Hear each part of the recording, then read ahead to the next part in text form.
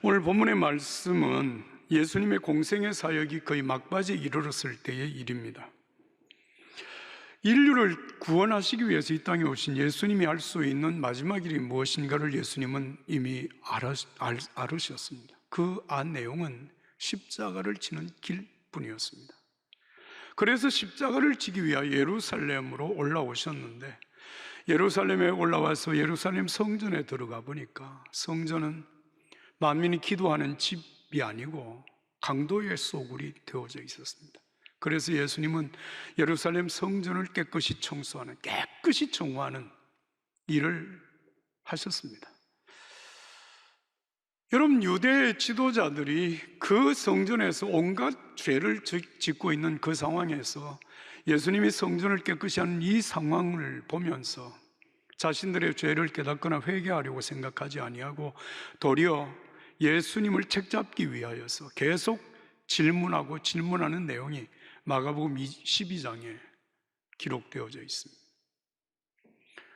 예수님은 그들의 죄를 뉘우칠 줄 모르는 그 관리들을 보면서 그들의 죄를 완전히 노출시키고, 그리고 그 관리들, 다시 말하면 서기관을 향해서 하시는 말씀이 마가복음 10장 38절에서 12장 38절에서 40절의 말씀입니다.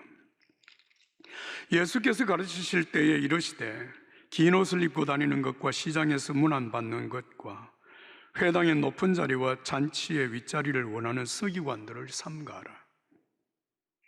그들은 과부의 갓산을 삼키며 외식으로 길게 기도하는 자니 그 받는 판결이 더욱 중하리라 하시니라. 당시의 높은 지도자들, 서기관들을 포함한 높은 지도자들, 이들의 삶이 이토록 타락하게 된 중요한 원인이 무엇이었느냐 하면 그들의 삶의 중심이 하나님 중심이 아니었고 사람 중심이었습니다. 이 말은 내가 어떻게 살아야 하나님 앞에 올곧게 살 수 있는 것을 생각하는 것이 아니라 어떻게 하면 사람들에게 인정을 받고 존중의 여김을 받을까, 이것이 그들의 관심이었습니다. 그러니 삶에 하나님은 없고 사람들만 덕실거리고 있었습니다. 그런 상황에서 드리는 그들의 예배가 참된 예배가 되겠습니까? 기도가 진정성이 있겠습니까?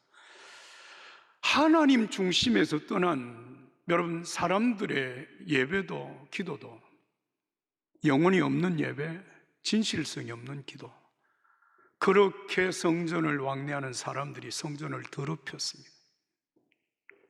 그래서 예수님이 오늘 10장 38절에 40절에 말씀하신 것입니다. 서기관들을 삼가라. 여러분, 구약의 마지막 선지자 말라기 선지자는 이런 영적인 지도를 받고 영적으로 퇴폐한 이스라엘 유다 백성들을 보시면서 하나님 앞에 그들을 고발합니다. 예배를 번거로운 일이라고 생각을 하고 하나님 앞에 좋은 것을 드려야 된다고 얘기하면 콧웃음을 치는 그 사람들은 더러운 떡을 드리고 훔친 물건과 저는 것과 병든 것들을 예배한답시고 하나님 앞에 드리니 하나님이 잔뜩 화가 나셔서 말씀하십니다. 그것을 너희 총독에게 드려보아라. 그가 너를 기뻐하겠으며 너를 받아주겠느냐? 보라, 내가 너희의 자손을 꾸짖을 것이요 똥 곧 너희의 절기의 희생의 똥을 너희 얼굴에 바를 것이라. 너희가 그것과 함께 제하여 버림을 당하리라 말씀하십니다. 오늘 우리가 이 말씀을 읽을 때 우리도 그런 사람인가 여러분 생각하라고 하는 말씀이 아니라 정말 우리 자신을 하나님 앞에서 돌아보면서 하나님 앞에 어떻게 살아야 할 것인가를 생각하라고 하시는 말씀으로 들어야 합니다. 여러분, 예수님께서 이런 사실들을 말씀을 하시면서 정말 신앙의 모델이 될 만한 사람의 신앙이 어떤 것인가를 보여주는 말씀이 오늘 우리가 읽은 마가복음 12장 41절부터 44절까지 말씀입니다. 여러분, 한 목소리로 41절부터 44절까지를 읽겠습니다. 예수께서 헌금함을 대하여 앉으사 무리가 어떻게 헌금함에 돈 넣는가를 보실세. 여러 부자는 많이 넣는데 한 가난한 과부는 와서 두 렙돈 곧 한 고드란트를 넣는지라. 예수께서 제자들을 불러다가 이르시되 내가 진실로 너희에게 이르노니 이 가난한 과부는 헌금함에 넣는 모든 사람보다 많이 넣었도다. 그들은 다 그 풍족한 중에서 넣었거니와 이 과부는 그 가난한 중에서 자기의 모든 소유 곧 생활비 전부를 넣었느니라 하시느니라. 할렐루야. 할렐루야. 예수님은 우리들에게 한 가난한 과부의 정말 하나님 앞에서 사는 삶이 어떤 것인가를 말씀하고 계십니다. 이 여인은 가난한 중에도 하나님께 가장 많은 헌금을 드렸다고 예수님으로부터 칭찬받은 사람입니다. 액수는 적었을지라도 생활비 전부를 하나님 앞에 드렸다고 예수님이 칭찬하신 것입니다. 예수님은 이 가난한 과부의 진정성 있는 경건 생활, 경건 신앙이 무엇인지를 우리에게 말씀하시는 것입니다. 여기에서 우리가 주목해 보아야 할 말씀이 있습니다. 41절 예수께서 헌금함에 함을 대하여 앉으사 무리가 어떻게 헌금함에 돈 넣는가를 보실세. 한번 따라서 하겠습니다. 예수께서 다 같이 예수께서 보실세. 예수께서 보신다. 여기 여러분 이 보신다라고 하는 이 헬라 성경 원어의 단어는 이데오레이라고 하는 단어를 썼는데요. 이 단어의 의미는 무엇인가 하면 관찰자의 입장에서 우리가 인식하든지 못하든지 계속해서 우리의 행동과 우리의 마음을 살피신다 라고 하는 그런 뜻입니다. 다시 말하면 하나님께서는 예배하는 자들이 그 예배하는 중심을 보신다는 말씀입니다. 예수님은 우리의 생각과 우리의 삶을 보시면서 우리의 중심을 헤아려 보십니다. 그렇기 때문에 우리 모두를 아십니다. 어느 정도를 아시느냐 하면 머리털의 숫자까지 세신다. 아신다는 것입니다. 내가 내 자신을 아는 것보다 하나님은 내 자신을 더 정확하고 분명하게 아신다는 의미입니다.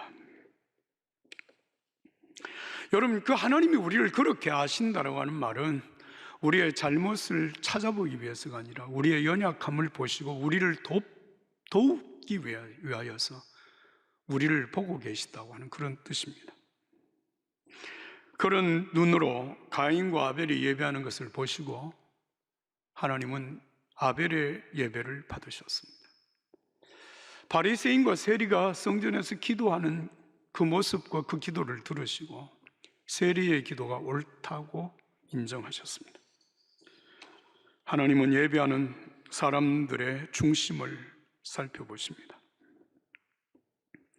우리는 하나님께서 다윗에게 기름을 부으실 때 일을 기억하고 있습니다.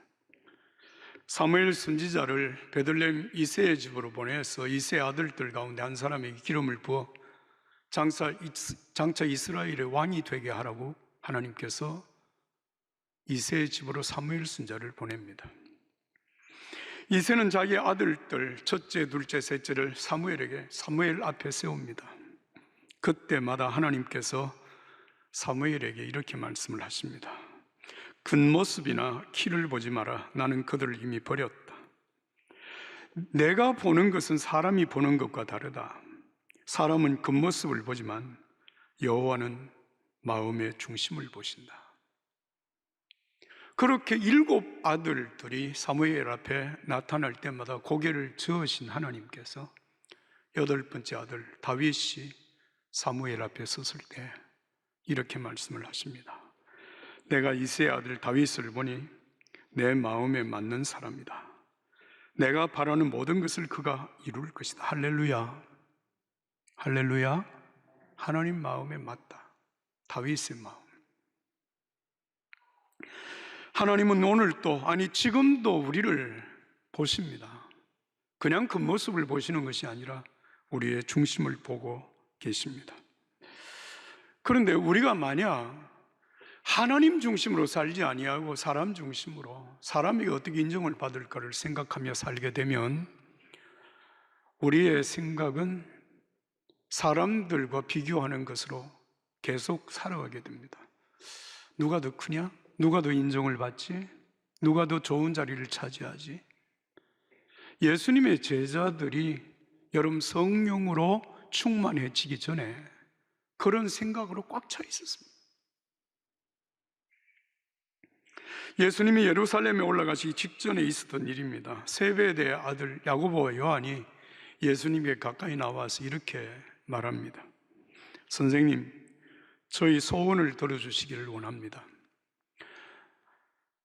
주께서 영광의 자리에 앉으실 때에 저희 중에 하나는 오른편에 앉게 해주시고 하나는 왼편에 앉게 해주십시오. 이 이야기를 다른 10 제자가 듣고 굉장히 화를 냈습니다. 니들 좋은 자리 다 차지하면 우리는 뭐냐? 예? 십자가를 지시기 전날 밤 최후의 만찬이 있은 다음에 제자들 사이에 큰 다툼이 벌어졌어요. 똑같은 다툼입니다. 누가 크냐 하는 것이었어요. 여러분, 예수님은 지금 이 밤을 지나고 나면 십자가를 지셔야 되는 이 심각한 상황을 지나고 있고 이제 곧 겟세마네에 올라가서 피땀 흘리며 기도하셔야 되는 상황인데 제자들은 예수님이 곧 예루살렘에서 이스라엘의 왕이 될 것을 생각하고 누가 더 좋은 자리를 차지할 것이냐, 그걸 가지고 다투고 있었다. 여러분, 우리말에 제사보다 제밥에 더 관심이 크다 뭐 이런 말이 있잖아요. 제자들의 모습이 그랬습니다. 자, 이런 상황을 보신 예수님께서 정말 신앙적으로 하나님 앞에 깨어있는 경건한 신앙의 삶을 산 한 여인, 가난한 과부의 모습을 한 모델로 제시하면서 하시는 말씀이 41절부터 44절의 말씀이란 말이에요. 여러분, 예수님은 이 여인의 중심을 보신 거죠. 자, 이 여인에게서 예수님이 보신 것은 크게 세 가지입니다. 하나는 이 여인은 자신이 가진 것, 자신의 형편과 처지를 생각하기 전에 지금까지 받은 하나님의 은혜를 생각하는 그 중심을 예수님 보셨다는 거예요.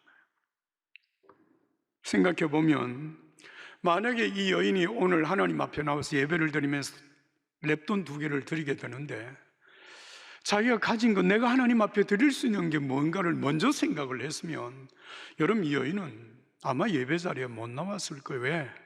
사람들이 다 하나님 앞에 보란듯이 헌금을 드리고 하는데 자기는 2랩돈 밖에 드릴 수 없으니까 말이죠. 여러분, 2랩돈이라고 하는 돈이 오늘 우리의 개념으로 생각하면 500원짜리 동전 2개 정도의 여러분 돈이라고 생각하면 됩니다.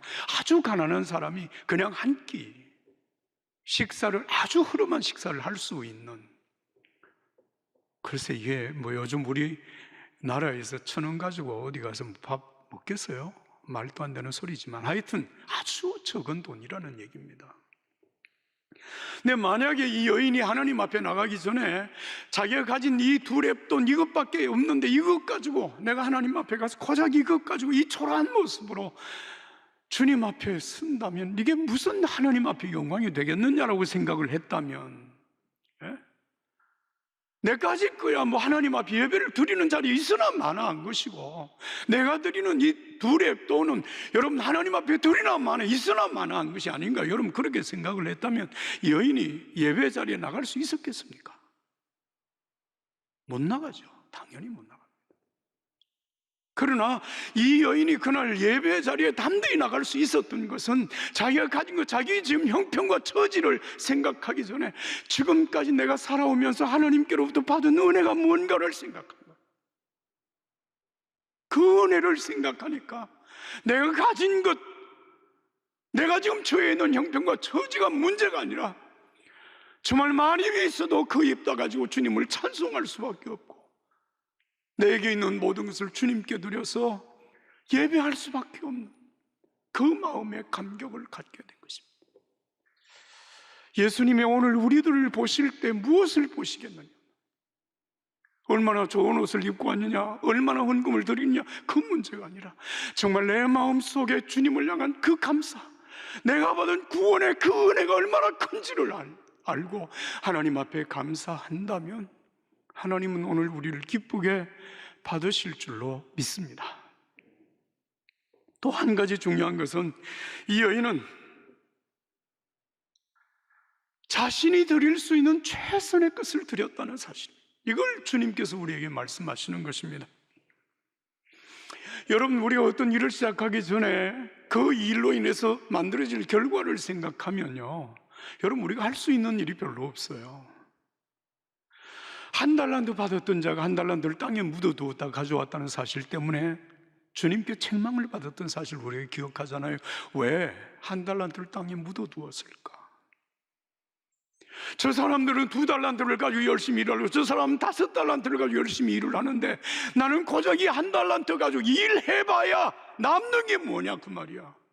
내가 뭘 가지고 하나님 앞에 영광을 돌릴까 생각을 해보니까 차라리 땅에 묻어두었다 가져가는 게 좋겠다. 그러다가 책망을 받는 것 아니겠습니까? 여러분, 이 여인이 드린 2렙돈의 헌금, 이 헌금의 결과가 어떻게 될 것인가? 주님이 과연 칭찬하실까? 받으실까? 여러분, 이 헌금을 드리면 하나님이 얼마나 나를 축복하실까? 여러분, 여인은 거기에 대한 아무런 관심이 없습니다. 다만 정말 받은 은혜가 감사해서 하나님 앞에 나갔던 것이고, 나가서 예배를 드리면서 자기가 드릴 수 있는 것이 뭘까 보니까 렙돈 2개, 엽전 2개밖에 없어. 그것을 하나님 앞에 드린 것. 그래서 예수님은, 이 여인은 자기의 소유 전부를, 생활비 전부를 하나님 앞에 드린 것이다라고 그렇게 칭찬하신 거예요. 사랑하는 여러분, 우리가 얼마를 드리느냐의 문제가 아닙니다. 무엇을 드리느냐의 문제가 아닙니다. 내가 하나님 앞에 할 수 있는 일에 최선을 다한다면, 내가 드릴 수 있는 최선의 것을 드린다면 주님은 그것을 나의 전부로 받아들이신다는 거예요. 그래서 오늘 이 성경 말씀에 하고 있는 말씀입니다. 이 사람은 자기의 소유 전부를, 아니 생활비 전부를 하나님 앞에 드린 거야. 여러분, 이 말씀의 의미가 무엇일까요?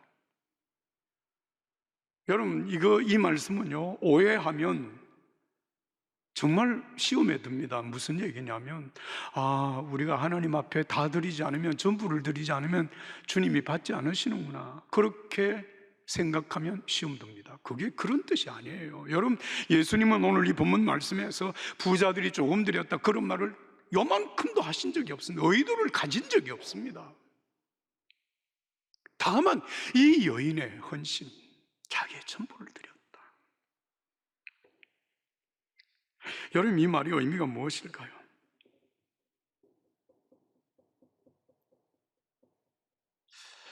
이 여인이 2렙돈을 드렸다고 하는 것은 참 적은 것이었다고 그렇게 표현을 하고 있는데요, 이런 형편은 이 가난한 과부에게는 오늘만의 형편이 분명히 아니었을 것입니다. 가난한 과부잖아요.